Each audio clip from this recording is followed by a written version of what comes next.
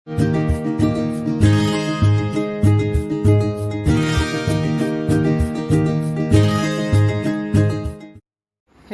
Good morning students.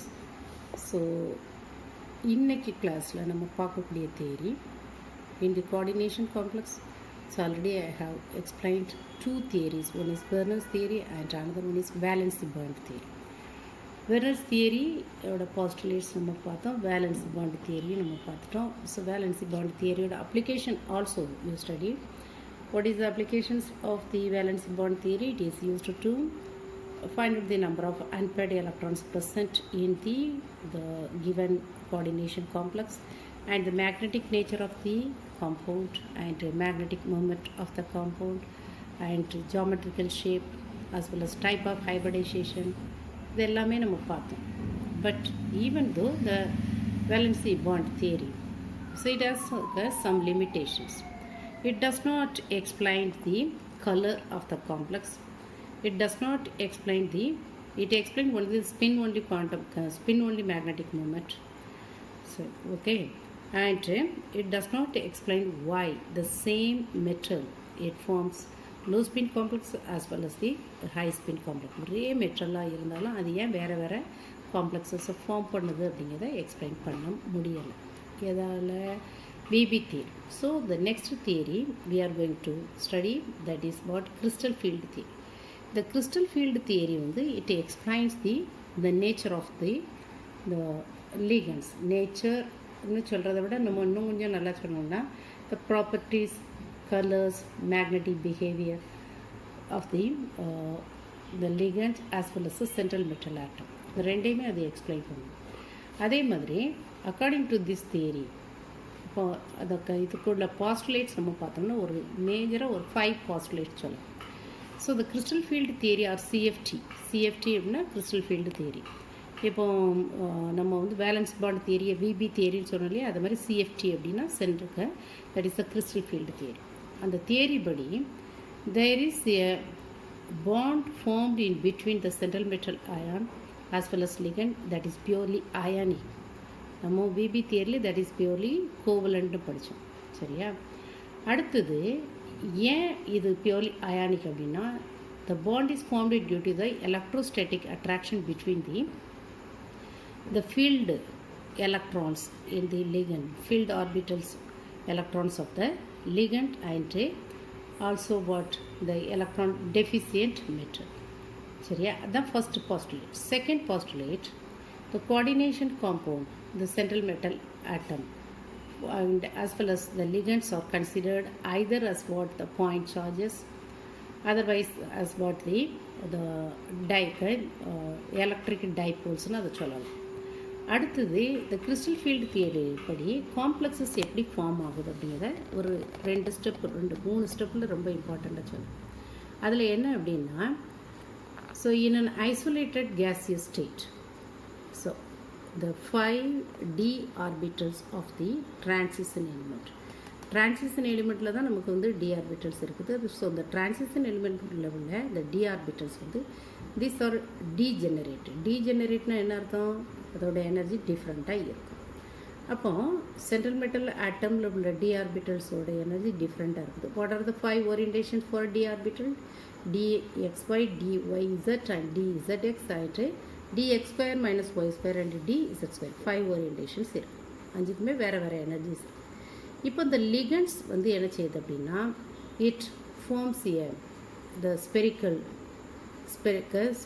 shaped cloud around the central metal atom or ion. But there is a repulsion between the electrons of the ligand as well as for the metal ion.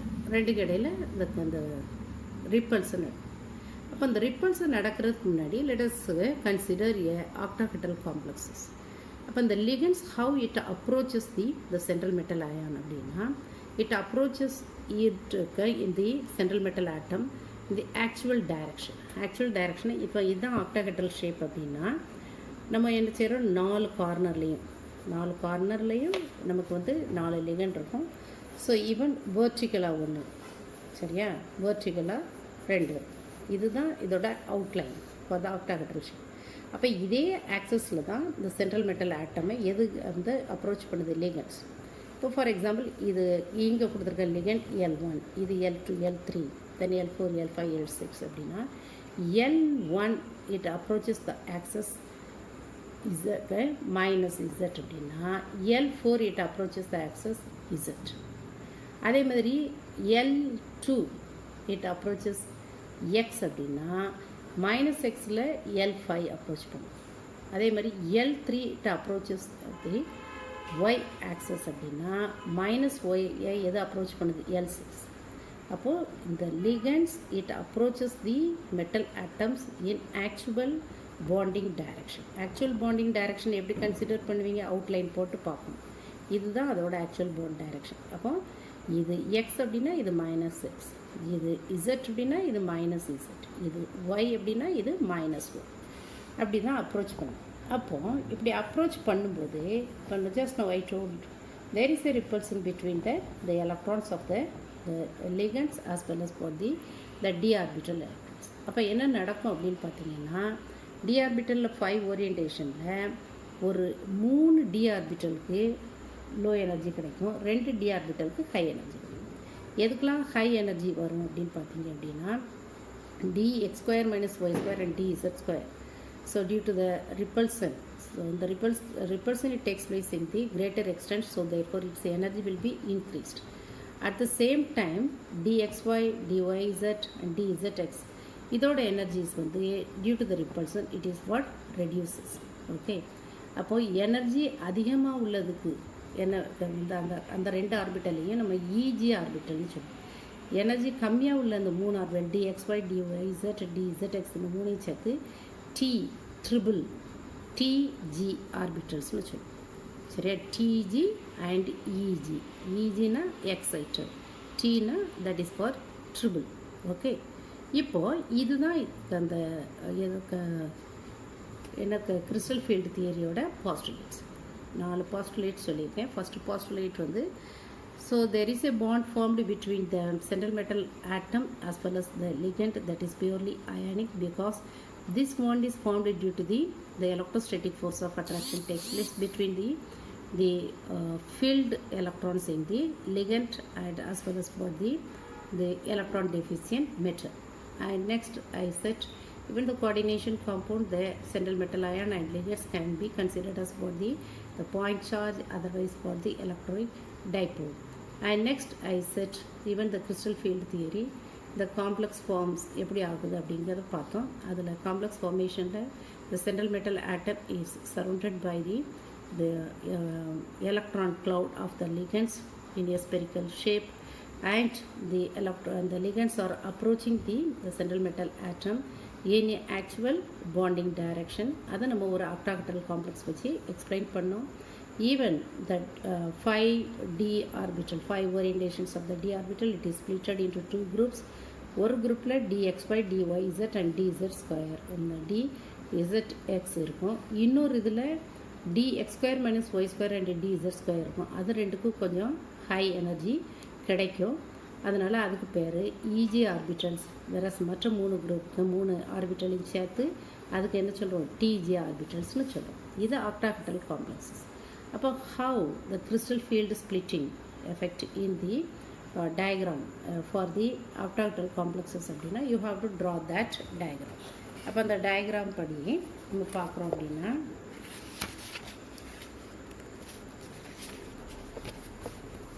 So இதுதான் உங்களுக்கு இந்த crystal field splitting இன் octahedral field. நல்லா பார்த்துக்கோங்க. Energy barrier இப்படி இருக்கும், கீழேருந்து மேலே பார்க்க கூடிக்கிட்டே போகுது. அப்போ ஃபஸ்ட்டு டி ஆர்பிட்டல் உள்ள free d orbitals in free அயான்னு எழுதுகிறோம். 5 ஆர்பிட்டல் இருக்கும். இந்த 5 ஆர்பிட்டலும் ஃபஸ்ட்டு லோ எனர்ஜி தான் இருக்கும். அப்புறம் ஆவரேஜ் எனர்ஜி ஆஃப் இந்த d orbitals in a spherical crystal field. Spherical crystal ஃபீல்டுனா when the ligands it surrounding the central metal ion, then the average energy of the d orbitals, the spherical crystal field can be represented as this. இப்போ தான் அது எப்போ அந்த லிகண்ட்ஸோட electric cloud இதை surround பண்ணுதோ அப்போ தான் இந்த 5 ஆர்பிட்டலும் என்ன செய்யுது? 2ஆக பிரியுது. ஒன்று வந்து இஜி ஆர்பிட்டல், அனதர் வந்து TGR. இஜி ஆர்பிட்டலோட energy, even in the case of octahedral complex, it is increases by 3 by the energy increases by 3 by 5 into del naught. Del naught இங்கிறது என்னது அப்படின்னு பார்த்தா that represent the crystal field splitting energy. சரியா? அதே மாதிரி even the TG orbital, the energy decreases by 2 divided by 5 into del naught. இதுதான், இது ஒரு diagram, இதை கரெக்டாக போட தெரியும். அப்போ in the tetrahedral complexes how the splitting will be takes place அப்படின்னு பார்ப்போம்.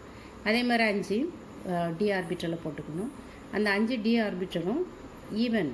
So then the ligands are surrounded by the central metal ion. So the average energy will be gained by all the 5 orbitals, but it will be splitted into 2 groups. One is what? dx square minus y square and dz square. Another one dxy and dyz and dzx. இதில் என்ன அப்படின்னு பார்த்தோம்னா, இது just opposite of which one அப்படின்னு பார்த்தோம்னா octahedral. ஆக்டாஹெட்ரலில் நம்ம eg orbitals are having greater எனர்ஜின்னு சொன்னோம், and tg orbitals are having low energy. திரும்பவும் நான் சொல்கிறேன், இஜின்னு எக்ஸைட்டட் ஆர்பிட்டல்ஸ் 2 தான் இருக்கும். டிஜியில் ட்ரிபிள் ஆர்பிட்டல்ஸ் சப் ஓரியன்டேஷன்ஸ் இருக்கும். அது அப்போ இங்கே டிஜிக்கு தான் அதிகமான energy. So how much energy will be increased அப்படின்னு பார்த்தீங்க அப்படின்னா, so even the energy will be increased by minus 2 by 5 into del naught. அதே மாதிரி இந்த e g orbitals will decreasing their energy by 3 by 5 into del naught. Okay, so this picture, it shows the crystal field splitting in tetrahedral field. Okay, that's all.